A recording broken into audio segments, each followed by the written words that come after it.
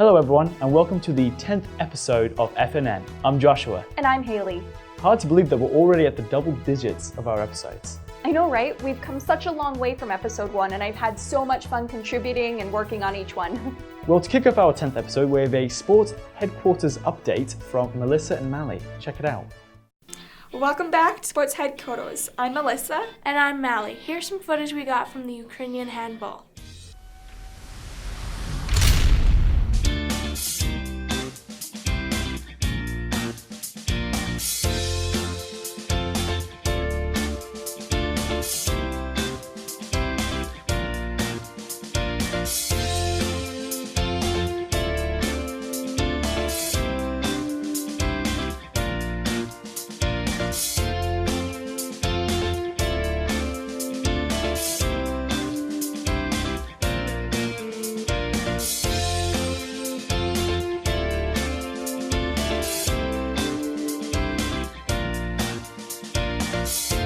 Conjuring 2 trailer was released on March 26th. This exciting comeback of the first film looks thrilling. We are all excited to see how it turns out. They're calling it England's Amityville.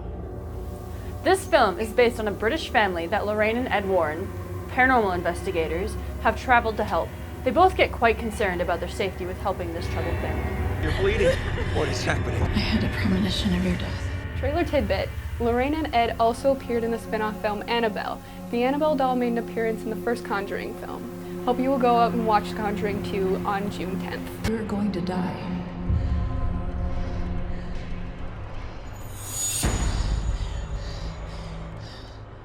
Pretty action-packed footage, eh?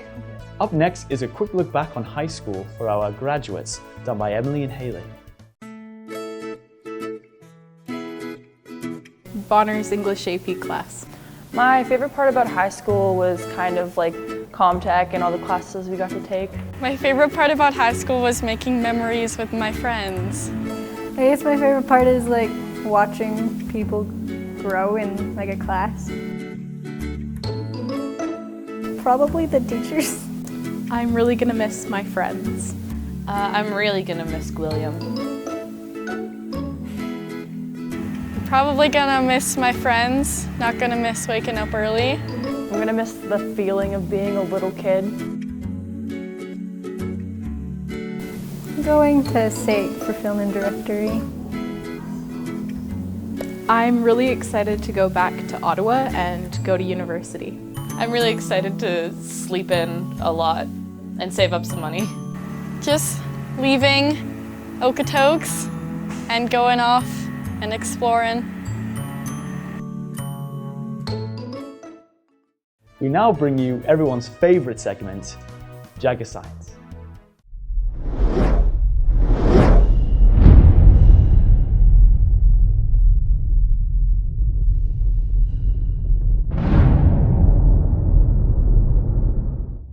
Welcome back to Jagger Science. As always, I am Dr. DPE, the main host of this. Joining me as always, my co-host, Jagger Science.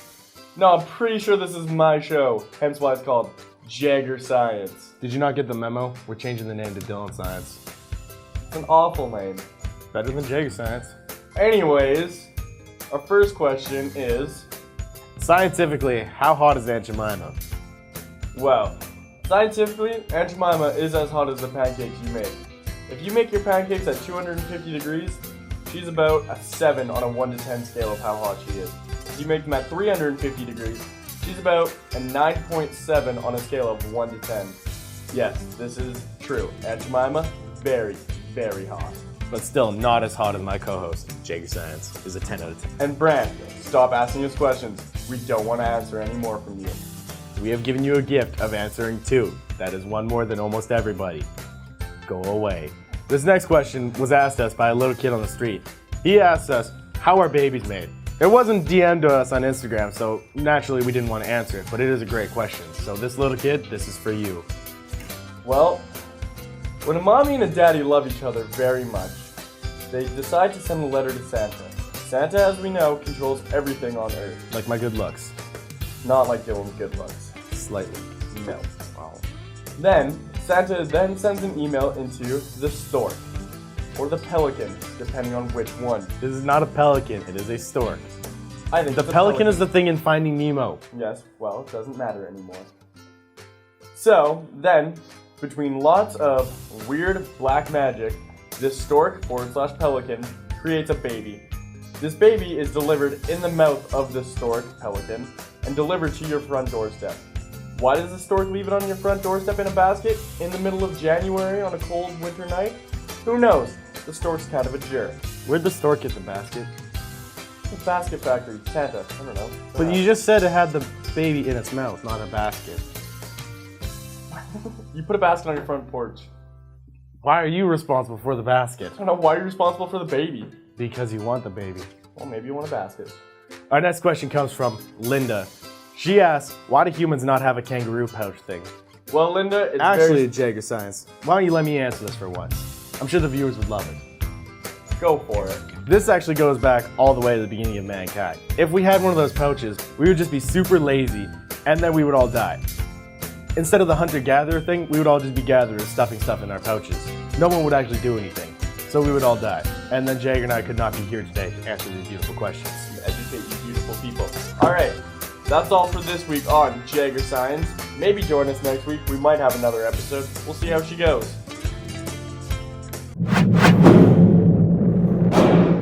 If you're into thrillers, you'll love this short film created by Alicia, Cherish, and Belina.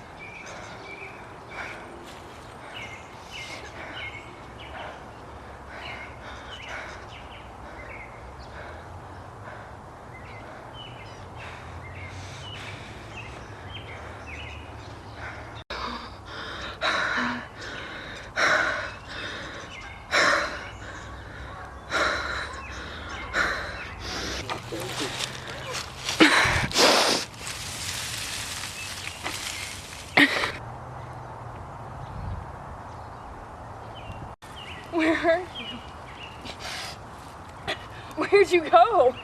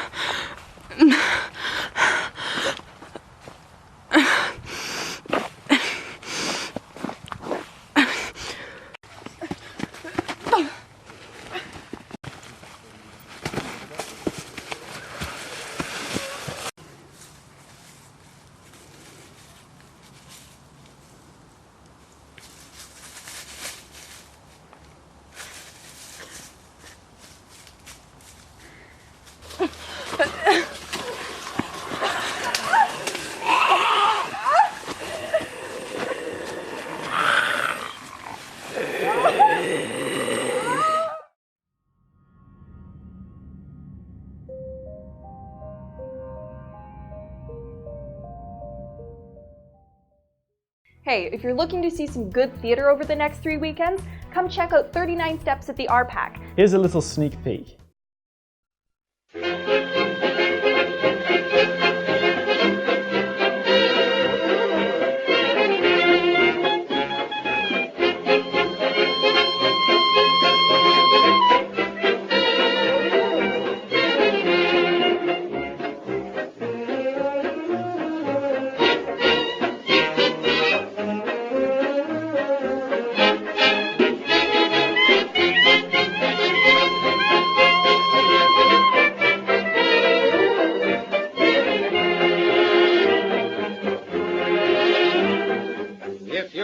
And you don't know where to go to, why don't you go where Harlem sits, putting on the Ritz, spangled gowns upon a bevy of high browns from down the levee, all misfits, putting on the Ritz.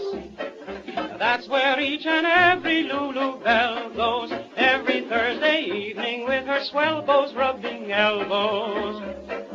Come with me and we'll attend their jubilee and see them spend their last 2 bits putting on the Ritz.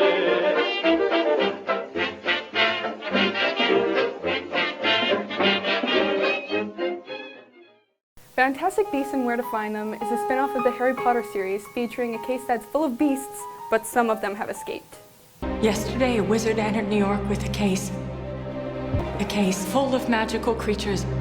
Lumos Maxima is how the trailer starts off, which gives off the same mood that comes with the majority of the Harry Potter series. Lumos Maxima. Lumos Maxima. The only thing they are revealing about the release date is that it is coming out this year in November.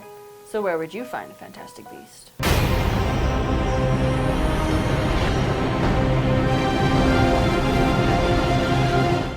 Last but definitely not least, we have a video from Adam and Kiana from Mental Health Week and the adorable puppy day. That's definitely one of the best days the school has had. What's up, guys? I'm here with Mr. President himself. So tell me, Richard, how does the comp benefit from the events like the one we see here behind us? Well, the school benefits greatly because mental health is such a big issue that goes on in all high schools. So days like today where it's stress relief, which is one of the most common causes of mental health, definitely help benefit and reduce mental health. And then we're also trying to end the stigma around it and try and make it a normal thing. Why is Mental Health Week so important at our school? Mental Health Week is important because it is way too common. Way too many people who are suffering from mental health issues in our school, and we need to do our best to try and end that and try and end the stigma around it so it's okay to talk about, and so it's just something and it doesn't mean you're crazy. It's just something that you have to get through. And you heard it from the man himself. And just remember, if you're feeling any sort of type of down, we have counselors, we have people in the building. So just keep your chin up and pet some doggies. Thank you for joining us for this edition of FNN. See you next time.